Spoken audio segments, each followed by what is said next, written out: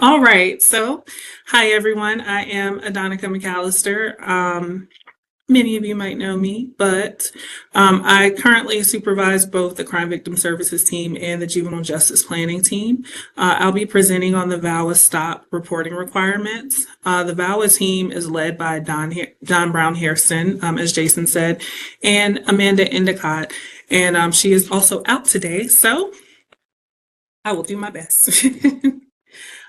So the first thing that everyone should know about VAWA Stop. Stop is for services, training, officers, and prosecution. Okay, and it's very important that we collect and report this information for various reasons. Much of what Lindsay went over is connected to this. We'll get reports from our subrecipient agencies, and we're required to report them to our federal partners, and they help make federal level decisions. And so we're all in this together, and it's really important that we're able to measure the impact of your program's performance so that we can know what's needed statewide. There are some ramifications if we aren't able to report. And so it's very important that we're able to illustrate the effectiveness of the funding, the services that we are supporting, and data guides our funding priorities and is publicly available to all. If reports are incomplete or inaccurate, it may impact more than just your program, right? It impacts funding to North Carolina on the whole. It might result in the perception that our program or funding are ineffective. And ultimately, victims' needs are lost, ignored, or not accurately conveyed. And this, obviously, again, bigger picture, it doesn't just cause an issue for whether or not your agency is able to receive a reimbursement. It also causes issues with whether or not North Carolina will receive funding to continue to support services for victims. Reports are due annually at the beginning of the year and again within 30 days of the agreement end date. On the screen, you'll see the grant period of performance this year is 10/1/25 to 9/30/26. So we do have new awards that are about to open, and the first reporting period covers the first 3 months, October to December. They're due January 30th. Second reporting period is January 1st to September 30th, and that covers the last 9 months of performance. That's due October 30th.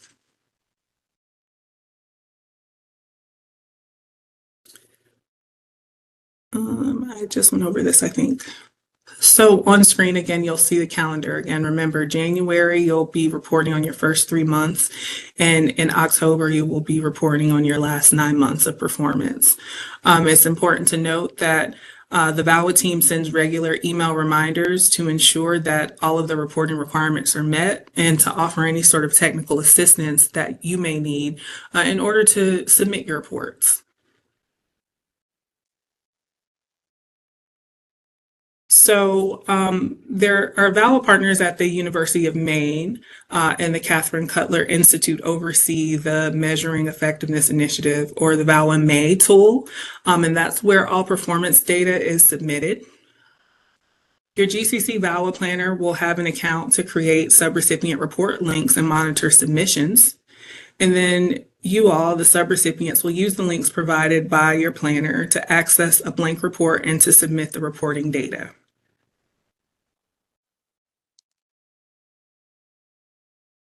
Again, we just want to reiterate, because it's very important that we meet our deadlines. Your first reporting period for this year is going to be October 1st, 2025 to December 31st, 2025. And then again, the second reporting period is going to be January to September. And this is what it looks like. So you'll complete this information inside of the tool with the date of your report, the current reporting period, and what your sub-grantee name and number is. The number is your agreement ID in EBS, so it's the number that starts with the 20000 for all of the active grants. It's very important that you read each question carefully. Some of the questions may have changed and some of the questions are new. Another important element is to ensure that you select the statutory purpose area that you have selected inside of your grant application.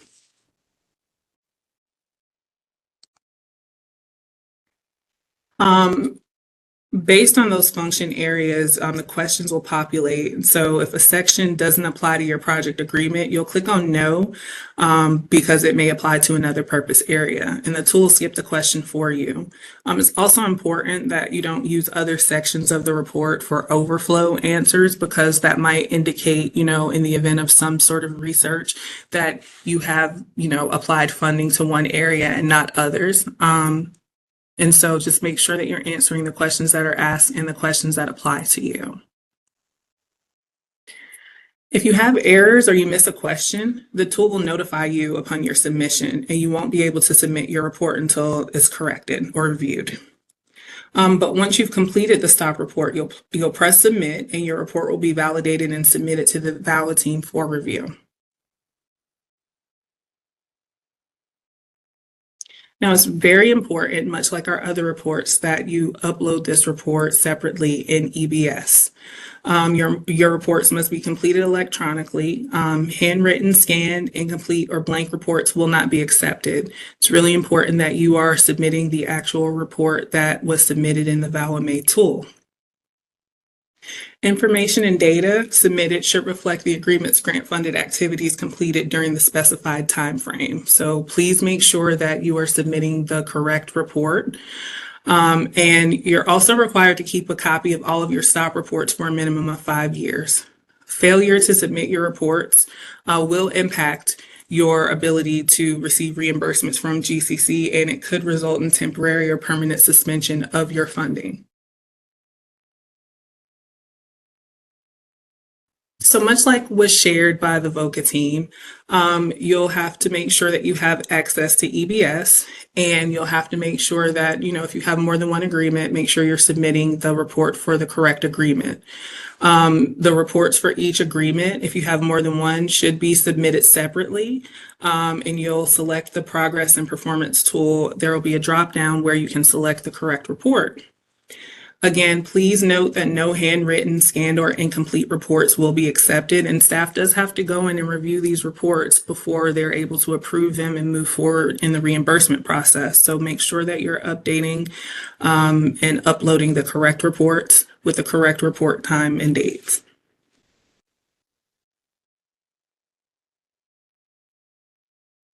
As a reminder, make sure that your program staff that's related to this grant has access to EBS and that they're properly assigned to the agreements so that they are able to complete the reports and activities. Subrecipients must submit the required reports in both platforms. So please note that the VAWA reporting tool is not connected to EBS. Just because you've done your report in VAWA May, it doesn't necessarily mean that we've received it. You have to upload it separately in the EBS platform. If you have any questions about any of the report questions or about the process, please make sure you contact either your grant administrator or your grant planner. We're available and we're here to support you as you submit this data, because again, it is important to the state of North Carolina at the federal level.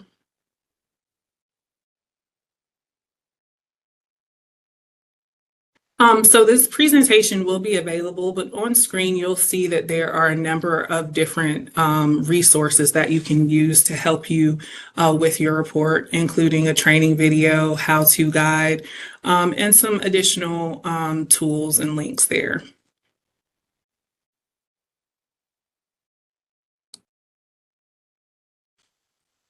And finally, this is the last slide, or the second to last slide, actually, but this is the contact information for everybody on the VAWA team.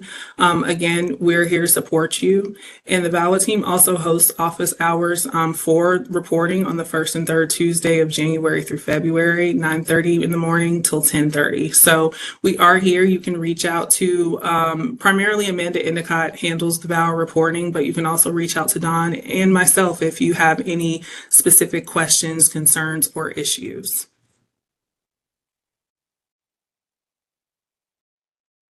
So we're going to open it up to questions. Now, please know that we'll do our best to answer these questions. I think Don may have answered some of the questions in the chat. But if there is a question that requires, much more depth, we'll get back to you in writing. We are documenting these questions as Jason shared at the beginning of the session. And we're putting together a listing or an FAQ so that you have this as a documented resource to refer back to. Don?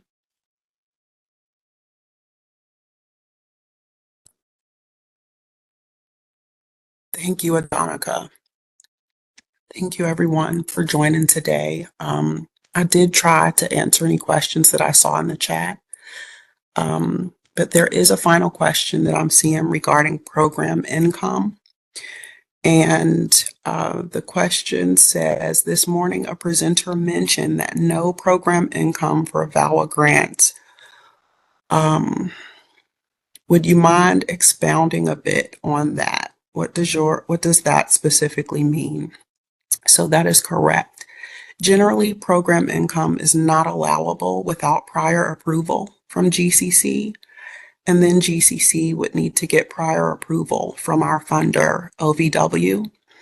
And there are a lot of guidelines and requirements centered around program income, so that we ask during your application period if that is something that you are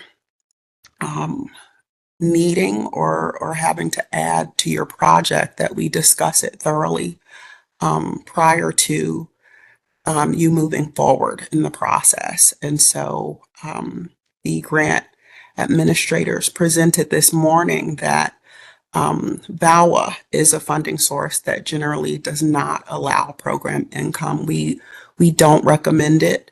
However, we are open to discussing it with you and providing guidance to you, as we both would have some very important steps to take in making sure that the program income is managed and coordinated properly. Outside of that, we may have more information for you in the FAQs regarding this information. Thank you so much. Thank you, Dawn, for addressing that. And yeah, like she said, we will get back to you on program income. If you have a specific question, reach out to us in writing. As Dawn iterated, we do have to go through a lot of steps to have program income approved. It doesn't mean it's not federally allowable, but it is something that GCC discourages, and traditionally we do not allow it as an agency. So reach out to us directly and we can talk through what that looks like, or any concerns that you may have.